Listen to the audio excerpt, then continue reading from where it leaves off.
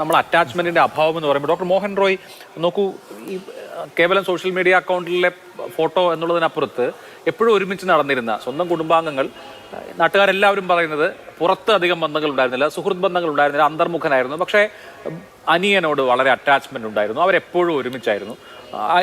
ഇളയ കുട്ടിയും ഒരുപാട് അങ്ങനെ പുറത്തേക്കൊന്നും പോകാറുണ്ടായിരുന്നില്ല, കളിക്കാനൊന്നും പോകാറുന്നില്ല. പക്ഷെ ഫാമിലിയിൽ ഇവരെപ്പോഴും ഒരുമിച്ചായിരുന്നു. അത്രയും അടുപ്പം ഉണ്ടായിരുന്ന ആളുകൾ. പിന്നെ സ്വാഭാവികമായും സ്നേഹിച്ച പെൺകുട്ടിയെ വീട്ടിലേക്ക് വിളിച്ചു വരുത്തി കൊല്ലുക എന്നൊക്കെ പറയുമ്പോൾ അറിയാമല്ലോ. അപ്പോൾ ഇത്രയധികം ഇൻറ്റിമേറ്റായി ഏറ്റവും അടുത്ത് നിൽക്കുന്ന ആളുകളെയാണ് കൊന്നിരിക്കുന്നത്, അല്ലാതെ അപരിചിതരെ അല്ല. പെട്ടെന്നൊരു ദേഷ്യം തോന്നി അങ്ങനെ ഏറ്റവും അടുത്ത് നിൽക്കുന്ന ആളുകളെ കൊല്ലുക എങ്ങനെ തുടങ്ങിയവ എനിക്ക് തോന്നുന്നു സാധാരണ ഒരു മനുഷ്യന് ഈ ചോദ്യങ്ങൾക്കൊന്നും ഒരു ഉത്തരം കിട്ടില്ല എന്ന്. അല്ല, അവിടെയാണ് ഇതിൻ്റെ പുറകിലുള്ള യഥാർത്ഥ മോട്ടീവ് എന്താണെന്ന് നാം അറിയേണ്ടത്. എന്തുകൊണ്ടാണ് ഈ കുറ്റാരോപിതൻ ഈ കാര്യങ്ങൾ ചെയ്തിരിക്കുന്നത് എന്തുകൊണ്ടാണ് നമുക്കറിയേണ്ടത്. ഇപ്പോൾ ഒരാദ്യം ഒരു തിയറിയാണ് പറഞ്ഞത്, അത് കഴിഞ്ഞ് വരുന്നത് മാറ്റിയിട്ടുണ്ട്. അപ്പോൾ അങ്ങനെ വരുമ്പോൾ ഇപ്പം തൻ്റെ കൂടെ നിൽക്കുന്ന എല്ലാവർക്കും എന്തെങ്കിലും ഒരു പ്രശ്നം ഉണ്ടായാൽ അവരെ എല്ലാവരെയും വകവരുത്തിയേക്കാം. അല്ല, പണ്ടൊക്കെ ഡോക്ടർ മോഹൻ റോയ് ഇപ്പോൾ കുടുംബത്തിൽ വലിയ പ്രതിസന്ധി വന്നാൽ മൂത്ത മകൻ ചിലപ്പോൾ ആ മാതാപിതാക്കൾക്കും സഹോദരങ്ങൾക്കും വിഷം കൊടുത്ത് ആത്മഹത്യ ചെയ്തു എന്നുള്ള വാർത്ത നമ്മൾ മുമ്പും കേട്ടിട്ടുണ്ട്. അല്ലെങ്കിൽ കുടുംബത്തിൽ പ്രതിസന്ധി വരുമ്പോൾ ഗൃഹനാഥൻ മറ്റു കുടുംബാംഗങ്ങൾക്ക് വിഷം നൽകി ആത്മഹത്യ ചെയ്യുക നമ്മുടെ സമൂഹത്തിൽ നടന്നിട്ടുള്ള കാര്യമാണ്. ഈ സമീപ ദിവസങ്ങളിൽ ഒരെണ്ണം നടന്നു എറണാകുളത്ത്.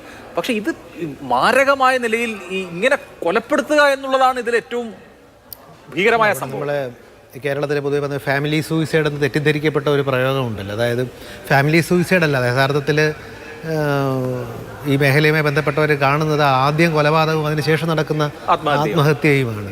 തെറ്റിദ്ധരിക്കപ്പെട്ട ഒരു പദമാണത്. കാരണം ഒരു പ്രശ്നം ഉണ്ടാകുമ്പോൾ ചില വിഷാദരോഗമോ മറ്റോ ഉള്ള ആൾക്കാരാണെങ്കിൽ തങ്ങളിതിൽ നിന്ന് രക്ഷപ്പെടില്ല എന്ന് തീരുമാനിക്കുന്നു. അതിനുശേഷം അവർ ഭാര്യയോടോ മറ്റോ പറയുന്നു, ഞാൻ പോയി കഴിഞ്ഞാൽ നിന്നെയും അവർ ബുദ്ധിമുട്ടിക്കാൻ സാധ്യതയുണ്ടെന്ന് പറയുന്നു. അതിനുശേഷം നമ്മൾ രണ്ടുപേരും പോയി കഴിഞ്ഞാൽ കുട്ടികളുടെ കാര്യം കുഴപ്പത്തിലാകുമെന്ന് പറയുന്നു. അവർ രണ്ടുപേരും നിന്ന് കുട്ടിയെ കൊല്ലുന്നു. ഈ മനുഷ്യൻ, ഈ മാനസിക വൈകല്യമുള്ള ഈ മനുഷ്യൻ ഭാര്യയെ കൊല്ലുന്നു. അതിനുശേഷം ഇദ്ദേഹം വിഷം കഴിക്കുകയോ മറ്റോ രീതിയിൽ ആത്മഹത്യ ചെയ്യുന്നു. അതും നമ്മൾ സൂചിപ്പിച്ചതുപോലെ ഇതുപോലും യഥാർത്ഥത്തിൽ നമ്മൾ റിപ്പോർട്ട് ചെയ്യുന്നതിലും ബാക്കിയിലും ഒക്കെ ഒരു പ്രശ്നമുണ്ട്. ഇത് റിപ്പോർട്ട് ചെയ്യുമ്പോൾ ഇത്തരം പ്രശ്നങ്ങളിലൂടെ കടന്നു പോകുന്ന ഒരാൾക്ക് ഇതാണോ ഇതിൻ്റെ പരിഹാരം എന്ന് തോന്നാവുന്ന രീതിയിൽ അവരും ഇത് ചെയ്യാൻ സാധ്യതയുണ്ട്. നമ്മുടെ നാട്ടിൽ കോപ്പി ക്യാറ്റ് സൂയിസൈഡ് എന്നാണ് പറയുന്നത്. കേരളത്തിലെ നമ്മുടെ ഇപ്പോഴത്തെ ഒരു സൂപ്പർ സ്റ്റാർ നായകനായ ഒരു ചിത്രമുണ്ടായിരുന്നു. അദ്ദേഹം ഈ തൂങ്ങി മരണം കാണിക്കുന്ന ഒരു സിനിമയുണ്ട്. അതിൻ്റെ അവസാനമാണത്. ആ സിനിമ പണ്ടൊക്കെ ഞങ്ങളുടെയൊക്കെ കുട്ടിക്കാലത്ത് ദൂരദർശനിലോ മറ്റോ കാണിച്ചു കഴിഞ്ഞാൽ പിറ്റേന്ന് അതുപോലത്തെ 2-3 ആത്മഹത്യകൾ കുട്ടികളുടെ ഭാഗത്തു നിന്ന് കേരളത്തിൽ റിപ്പോർട്ട് ചെയ്യപ്പെട്ടിട്ടുണ്ട്. അതിൻ്റെ അപ്പുറത്തേക്ക് ഈ ഒരു കാര്യത്തിൽ നമ്മൾ ഈ അറ്റാച്ച്മെൻറ്റ് എന്നൊക്കെ പറയുമ്പോൾ യഥാർത്ഥത്തിലുള്ള അറ്റാച്ച്മെൻറ്റ് ആയിരുന്നില്ല എന്നുള്ളത് നമുക്ക് വ്യക്തമല്ലേ. അത്തരത്തിലുള്ള അറ്റാച്ച്മെൻറ്റ് ഒരാൾ ഇങ്ങനെയാണോ പ്രശ്നങ്ങളെ സമീപിക്കേണ്ടത്? ഈ 23 വയസ്സായ വ്യക്തിക്ക് പ്രശ്നങ്ങൾ ഉണ്ടായത് ഈ പറഞ്ഞ പോലെ വലിയൊരു കടം അദ്ദേഹത്തിന് ഉണ്ടായതായി പറയുന്നുണ്ട്. അതെങ്ങനെയാണെന്നുള്ളത് നമുക്കറിയില്ല.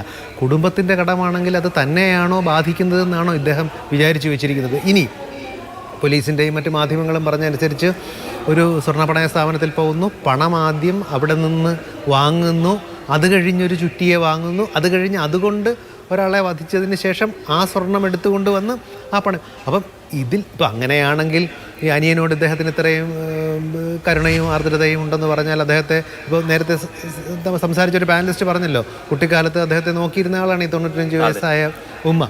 നോക്കൂ, നമ്മൾ 3 പേരും ഇത് കാണുന്നവരൊക്കെ ഒന്ന് ആലോചിച്ചു. നമ്മുടെ വീട്ടിൽ ഒരു 95 വയസ്സായ ഒരാളുണ്ടെങ്കിൽ നമ്മൾ ഇവരുടെ അടുത്തുകൂടെ പോകുമ്പോൾ തന്നെ നമുക്കൊരു ഇതില്ലേ, നമ്മളവരെ തട്ടുകയോ മറ്റോ ചെയ്താൽ അവർക്ക് എന്തെങ്കിലും സംഭവിക്കുമോ എന്നുള്ളൊരു ഉൾഭയം നമ്മുടെ ഉള്ളിലില്ലേ.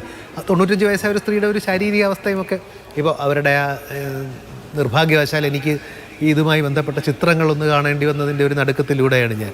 അവരൊക്കെ കിടക്കുന്ന കിടപ്പ് കണ്ടാണല്ലോ, നമുക്കത് ഒട്ടും അങ്ങോട്ട് താങ്ങാൻ സാധിക്കുന്നില്ല. അപ്പം ഈ കാണിക്കുന്ന ആർദ്രതയും അനുതാപവും യഥാർത്ഥത്തിൽ തെറ്റിദ്ധരിക്കപ്പെട്ടതാണെന്ന് നിർഭാഗ്യവശാൽ പറയേണ്ടി വരും. നമ്മൾ അവിടെ തന്നെ ഈ നേരത്തെ ബഹുമാനപ്പെട്ട പഞ്ചായത്ത് പ്രസിഡന്റ് സംസാരിച്ച 1-2 കാര്യങ്ങൾ ഞാനൊന്ന് പറയുക. അദ്ദേഹം പറഞ്ഞു ഈ പോസ്റ്റ്മോർട്ടം ഒഴിവാക്കുന്നതിനെക്കുറിച്ചൊരു ചർച്ച അവിടെ ഉണ്ടായി എന്ന് പറയുന്നത് കേട്ടോ. അത് ദയവായി സാർ, പ്രത്യേകിച്ച് അങ്ങനെപ്പോലുള്ള പൊതുപ്രവർത്തകരൊട്ടും തന്നെ പ്രോത്സാഹിപ്പിച്ചുകൂടാത്തൊരു കാര്യമാണ് അത്. കാരണം ഇത്തരം പല ഘടകങ്ങൾ അതിൻ്റെ പുറകിലുണ്ട്. ഞാനൊരു മെഡിക്കൽ കോളേജിൽ ഇതുമായിട്ടൊക്കെ ബന്ധപ്പെട്ടുള്ള അഡ്മിനിസ്ട്രേറ്റീവ് പോസ്റ്റിലിരുന്നപ്പം പലപ്പോഴും നമുക്കൊരു വിളി വരുന്നത് അതാണ്, ഡോക്ടർ ഈ ശരീരം കീറി മുറിക്കരുതെന്നായിരുന്നു അവരുടെ ആഗ്രഹം. ഈ പോസ്റ്റ്മോർട്ടം ഒന്ന് ഒഴിവാക്കി കൊടുക്കാമെന്നുള്ളതാണ്. ഒരിക്കലും അത് ചെയ്യരുത്. കാരണം ഇത്തരത്തിലുള്ള പല കേസുകളും ഇപ്പോൾ കേരളത്തിൽ തന്നെ പല കേസുകളും രണ്ടാമത് പോലീസ് സംവിധാനങ്ങൾ വരെ ഞെട്ടിത്തിരിച്ച പല കേസുകളും പല സീരിയൽ കില്ലറുടെ കേസുകളും പിന്നെയാണല്ലോ വന്നിട്ടുള്ളത്. ഇത്തരത്തിൽ അവർ